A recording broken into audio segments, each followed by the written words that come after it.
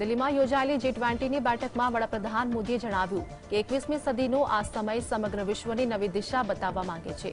આ સમય વર્ષો જૂના પડકારો સામે નવા સમાધાન માંગી રહી છે। આ માટે આપણે માનવતા કેન્દ્રિત અભિગમ અપનાવી જવાબદારીઓ નિભાવીને આગળ વધારવું જોઈએ। કોરોના કાળ બાદ વિશ્વમાં ભરોસો અભાવ જોવા મળ્યો છે। યુદ્ધની સ્થિતિમાં તેમાં વધારો કર્યો છે। પીએમ મોદીએ જણાવ્યું કે જ્યારે આપણે કોરોનાને હરાવી શકીએ છીએ ત્યારે આપણે ભરોસાને લગતા સર્જાયેલા આ સંકટ પર પણ વિજય પ્રાપ્ત કરી શકીએ છીએ। 21वीं सदी का यह समय पूरी दुनिया को नई दिशा दिखाने वाला और नई दिशा देने वाला एक महत्वपूर्ण समय है। ये वो समय है जब बरसों पुरानी चुनौतियां हमसे नए समाधान मांग रही हैं और इसलिए हमें ह्यूमन सेंट्रिक अप्रोच के साथ अपने हर दायित्व को निभाते हुए ही आगे बढ़ना है। G20 સમિટના પ્રથમ સત્રમાં વડાપ્રધાન મોદીએ જણાવ્યું કે ભારત G20 સમૂહના અધ્યક્ષ તરીકે વૈશ્વિક સ્તરે સર્જાયેલા વિશ્વાસના અભાવને પરસ્પર ભરોસામાં તબદીલ કરવાનું આહ્વાન કરે છે। આ આપણા માટે સાથે મળીને ચાલવાનો સમય છે। સબકા સાથ સબકા વિકાસ તો સબકા વિશ્વાસ અને સબકા પ્રયાસનો મંત્ર તમામ માટે એક પંથ પ્રદર્શન બની શકે છે। વૈશ્વિક અર્થવ્યવસ્થાના પડકાર ઉત્તર દક્ષિણ વચ્ચે મતભેદ આતંકવાદ અને સાયબર સિક્યોરિટી સહિતના પડકારોના સમાધાન માટે પગલાં લેવા પડશે। ભારતમાં સમિટ પીપલ્સ G20 બની ગઈ છે। કરોડો લોકો તેની સાથે જોડાયા છે। દેશના 60થી વધુ શહેરોમાં 200થી વધુ બેઠકો યોજાઈ હતી। आज G20 के प्रेसिडेंट के तौर पर भारत पूरी दुनिया का आह्वान करता है कि हम मिलकर सबसे पहले इस ग्लोबल ट्रस्ट डेफिसिट को एक विश्वास, एक भरोसे में बदलें और इसलिए सबका साथ, सबका विकास, सबका विश्वास, सबका प्रयास का मंत्र हम सभी के लिए एक पथ प्रदर्शक बन सकता है। પીએમ નરેન્દ્ર મોદીએ G20 જૂથમાં આફ્રિકન યુનિયનના સમાવેશની સત્તાવાર જાહેરાત કરી છે। હવે G20નું નામ બદલીને G21 થવાની આશા છે। આફ્રિકન યુનિયનના 55 દેશોનો સમાવેશ થાય છે અને G20માં તેનું જોડાણ એક મહત્વપૂર્ણ સીમા ચિહ્નરૂપ બનશે, જે તેને યુરોપિયન યુનિયન પછી G20ની અંદરના દેશોનું બીજી સૌથી મોટું જૂથ બનાવશે। ભારત G20માં આફ્રિકન યુનિયનને સામેલ કરવાની દરખાસ્ત કરી રહ્યું છે। તેમણે કહ્યું કે અમને આશા છે કે દરેક દેશ આ પ્રસ્તાવ સાથે સહમત થશે। હું તમને આફ્રિકાના પ્રેસિડેન્સીના કાયમી સભ્ય તરીકે તમારી બેઠક લેવા આમંત્રણ આપું છું। આ સાથે G20 હવે G21 તરીકે ઓળખાશે। आप सबकी सहमति से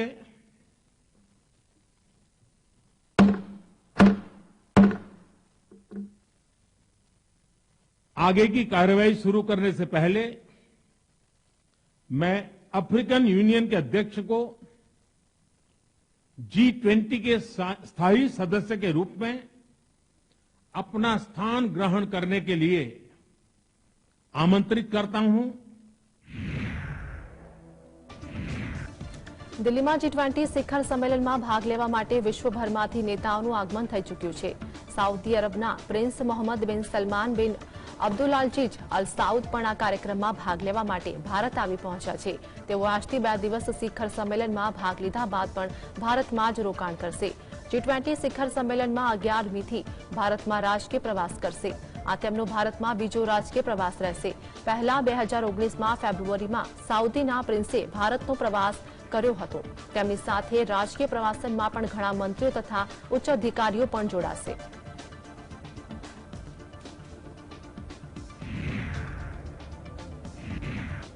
G20 સમિટ અંતર્ગત પીએમ મોદી અને અમેરિકાના રાષ્ટ્રપતિ જો બાઇડન વચ્ચે બેઠક યોજાઈ, જેમાં ભારત અને અમેરિકાએ અનેક મુદ્દાઓ પર ચર્ચા કરી।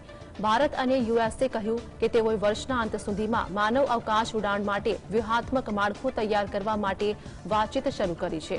બંને દેશો 2024માં ઇન્ટરનેશનલ સ્પેસ સ્ટેશન માટે ભારતીય અવકાશયાત્રી મોકલવાની યોજના બનાવી રહ્યા છે. યુએસ પ્રમુખ જો બાઇડને ચંદ્રયાન 3ના ચંદ્રના દક્ષિણ ધ્રુવ પર ઐતિહાસિક ઉતરાણ અને આદિત્ય એલ1 શોર મિશનની સફળતા બદલ વડાપ્રધાન નરેન્દ્ર મોદીને અભિનંદન પાઠવ્યા હતા. બંને નેતાઓ વચ્ચે 52 મિનિટની વાતચીત બાદ જારી કરાયેલા સંયુક્ત નિવેદનમાં કહેવામાં આવ્યું છે કે ઇસરો અને national aeronautics and space administration NASA બાહ્ય અવકાશ સંશોધનમાં અમારી ભાગીદારીને વધુ મજબૂત ગાઢ બનાવવા માટે સંકલ્પબદ્ધ છે. 2024માં આંતરરાષ્ટ્રીય સ્પેસ સ્ટેશન શરૂ કરવા માટે સંમત થયા છે. ચર્ચાઓ સંયુક્ત મિશન માટેની પદ્ધતિઓ અને તાલીમ શરૂ થઈ ગઈ છે. 2023ના અંત સુધીમાં માનવ અવકાશ ઉડાણ માટે વ્યૂહાત્મક માળખાને અંતિમ સ્વરૂપ આપવાનો પ્રયાસ ચાલુ છે.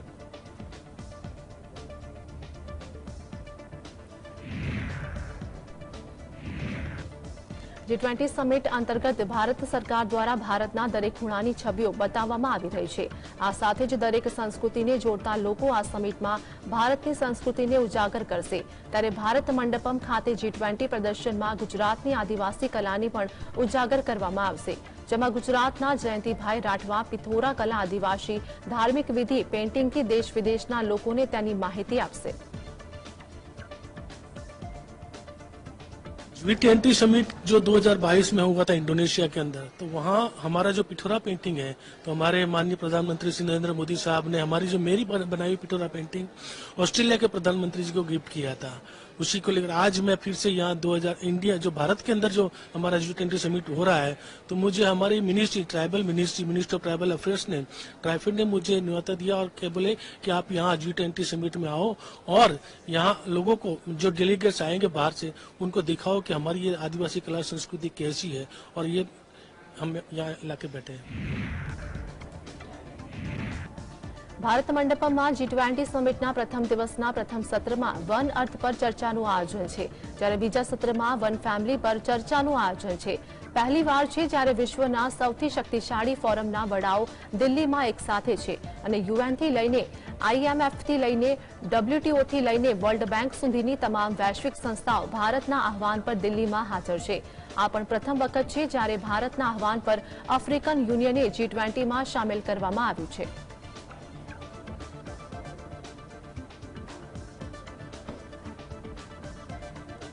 G20 એટલે 20 દેશોનો સમૂહ છે. તેની સ્થાપના 1999માં થઈ હતી. તે વૈશ્વિક નાણાકીય મુદ્દાઓ પર ચર્ચા કરવા માટે વિશ્વની ટોચની 20 ઔદ્યોગિક અને ઉભરતી અર્થવ્યવસ્થાઓની સરકારો અને કેન્દ્રીય બેંકના ગવર્નરો માટે એક મંચ છે.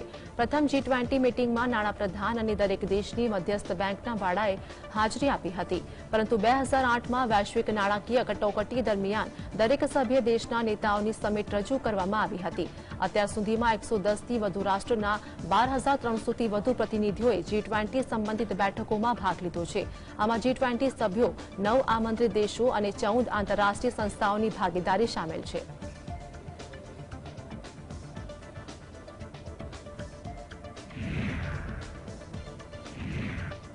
રશિયા યુક્રેન યુદ્ધ પછી વૈશ્વિક વ્યવસ્થામાં મચેલી ઉથલપાથલ વચ્ચે ભારતની સાવચેતીપૂર્વકની ચાલ માટે પૂર્વ વડાપ્રધાન મનમોહન સિંહે કેન્દ્ર સરકારની પ્રશંસા કરી છે. તેમણે કહ્યું કે તમામ વૈશ્વિક દબાણ છતાં કેન્દ્ર સરકારે ભારતના હિતોને ઉપર રાખીને કામ કર્યું છે, જે પ્રશંસનીય છે. પૂર્વ વડાપ્રધાન મનમોહન સિંહે G20 શિખર સંમેલનથી લઈને ચંદ્ર અભિયાનની સફળતા સુધી અનેક મહત્વના મુદ્દાઓ પર વાત કરી હતી. કોંગ્રેસ પક્ષના નેતૃત્વવાળા તત્કાલીન યુપીએ સરકારના વડાએ કહ્યું કે રશિયા યુક્રેન યુદ્ધ પછી ભારતે નવી વિશ્વ વ્યવસ્થાને રસ્તો બતાવવામાં મહત્વપૂર્ણ ભૂમિકા ભજવી છે.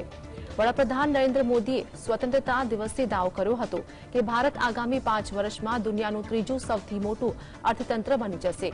પૂર્વ પીએમ મનમોહન સિંહે પણ તેમનું સમર્થન કર્યું છે. તેમણે ત્યાં સુધી કહ્યું કે ભારત આગામી દાયકામાં સર્વિસીસની સાથે મેન્યુફેક્ચરિંગ અને ઉત્પાદન પર ભાર આપીને દુનિયાની આર્થિક મહાશક્તિ બની શકે છે. G20 સમિટ માટે અમેરિકાના રાષ્ટ્રપતિ જો બાઇડન ભારત આવ્યા છે. તેઓ અમેરિકાથી સીધા દિલ્હી એરપોર્ટ પહોંચ્યા, જ્યાં તેમનું ભવ્ય સ્વાગત કરવામાં આવ્યું.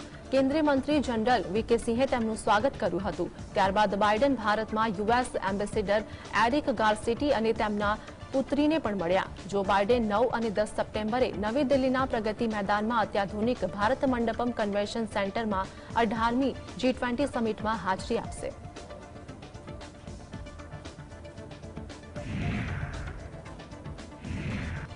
બ્રિટિશ વડાપ્રધાન રિશી સુનક G20 સમિટ 2023માં ભાગ લેવા નવી દિલ્હી પહોંચ્યા હતા.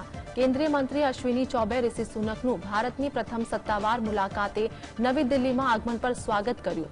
વડાપ્રધાન નરેન્દ્ર મોદી પણ રિશી સુનક સાથે દ્વિપક્ષીય વાતચીત કરવાના છે. મહત્વનું છે કે રિશી સુનકે કહ્યું હતું કે G20 નેતાઓ સાથે સમિટમાં હાજરી આપવા માટે તેમની નવી દિલ્હીની મુલાકાત સ્પષ્ટપણે ખાસ હતી. તેમણે G20 દરમિયાન ભારત આવવા પર પ્રતિક્રિયા આપતા કહ્યું હતું કે તેઓ પાછા ભારત આવવા માટે ઉત્સાહિત છે. No, I think there'll be many things that we'll be discussing here at the G20 under India's leadership, and I'm confident that we'll make very good progress on a range of different issues. I think G20 has been a huge success for India. India is the right country at the right time to be hosting this, and I feel we're going to have a very good couple of days of deliberations and decisions made. Bharat આવેલા British વડાપ્રધાન રિશી સુનકે પોતાને હિન્દુ હોવા પર ગર્વ વ્યક્ત કર્યું હતું. તેમણે કહ્યું કે મને હિન્દુ હોવા પર ગર્વ છે અને મારું જતન પણ એવી જ રીતે થયું છે. આશા છે કે ભારત યાત્રામાં હું મંદિર પણ જઈ શકું. તેમણે એમ પણ કહ્યું કે હમણાં જ મેં અને મારા ભાઈ બહેનોએ રક્ષાબંધન મનાવી અને હજુ પણ મારા હાથમાં તે બધી રાખડીઓ બાંધેલી છે. જો કે સમયના અભાવે આ વખતે જન્માષ્ટમી સારી રીતે મનાવી ન શક્યો, પરંતુ હું મંદિર જઈ તેની ભરપાઈ જરૂર કરી શકું છું. I'm a proud Hindu, and that's how I was raised. That's how I am. Hopefully I can visit a mandir while I'm here for the next couple of days. And yes, we just had Raksha Bandhan, so from my sister and my cousins, I have all my Rakis, and you know, I didn't have time to celebrate Janmashtami properly the other day, but hopefully, as I said, I can make up for that if we visit a mandir this time. But it's something that is important to me. I think faith is something that helps everybody who has faith in their lives, particularly when you have these stressful jobs like I do. Having faith to give you resilience, to give you strength is important, and it provides an outlook on life which I find particularly valuable. G20માં આવેલા US state ડિપાર્ટમેન્ટના પ્રવક્તા Margaret મેકલિયોડે બીજા દેશોના પ્રતિનિધિ અંગે નિવેદન આપ્યું હતું. તેમણે કહ્યું કે દેશોએ નક્કી કરવાનું છે કે તેઓ કયા પ્રતિનિધિને મોકલવા માંગે છે. રશિયા અને ચીન G20માં જે પણ પ્રતિનિધિ મંડળ મોકલશે તેની સાથે અમે કામ કરીશું. જેમ કે અમારા રાષ્ટ્રીય સુરક્ષા સલાહકારે કહ્યું કે સર્વસંમતિ મુશ્કેલ હશે, પરંતુ અશક્ય નથી. વધુમાં તેમણે જણાવ્યું કે વિશ્વની સૌથી મોટી ઉભરતી અર્થવ્યવસ્થાઓ અને વિકસિત અર્થવ્યવસ્થાઓ વૈશ્વિક મુદ્દાઓ પર મુદ્દાઓને ઉકેલવા માટે વાત કરવા માટે સાથે આવશે. અમે સમજીએ છીએ કે તેમાં વિશ્વના પરિપ્રેક્ષ્યનો સમાવેશ થવો જોઈએ. આ કોન્ફરન્સમાં આફ્રિકન યુનિયન સામેલ થવાની ચર્ચા છે, જેને અમેરિકા સમર્થન આપે છે. लक्ष्य जो है वो बेसिकली तो हम आर्थिक समस्या से निपटना चाहते हैं, जिनमें से वैश्विक गुर्बत और हम कैसे अंतर्राष्ट्रीय मालियाती संस्थाओं को और वसाइल दे सकते हैं, क्योंकि उनके infrastructure loans sustainable, accountable, transparent है और हम वैसे टूल्स जो प्रूवन है हम उसको और बढ़ाना चाहते हैं. फिर हम वो पोषण की सुरक्षित जो यूक्रेन पर रूस का हमला असर पड़ रहे हैं वो कितने कम कर सकते हैं, ताकि वैश्विक मंदी पर अनाज की कमी और किल्लत महंगाई और नहीं बढ़ाएगा.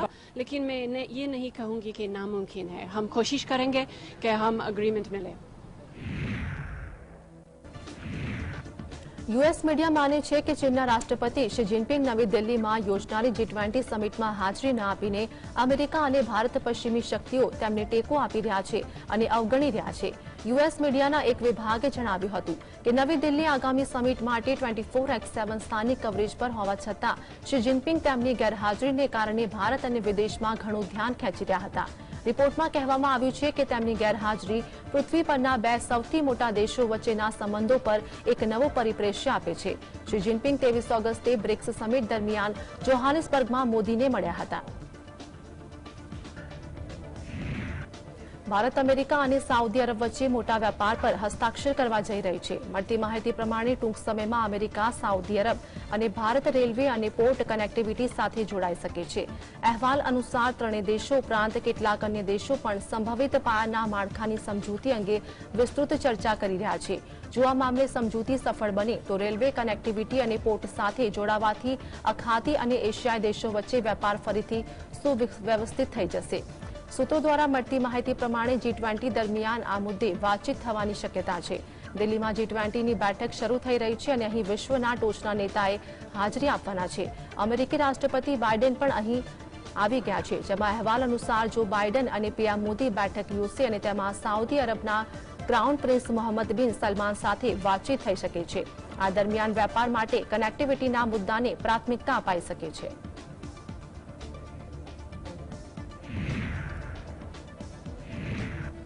ઓમાનના શેરપા પંકજ ખિમજીએ G20 સમિટને પગલે ભારતની પ્રશંસા કરી હતી. તેમણે કહ્યું કે ભારતે મહેમાન નવાજી કરી અને તે અદ્ભુત છે.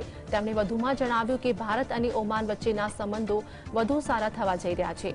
અમે ઘણા બધા વિચારોનું આદાન પ્રદાન કર્યું છે. અમે 5000 વર્ષથી વધુ સમયથી સામાજિક અને સાંસ્કૃતિક રીતે સાથે છીએ. 2000 વર્ષથી વધુ સમયથી આર્થિક રીતે એક સાથે જોડાયેલા છે. ભારત ડિજિટલ ટ્રાન્સફોર્મેશનની રેસમાં અગ્રેસર હોય તેવું લાગે છે.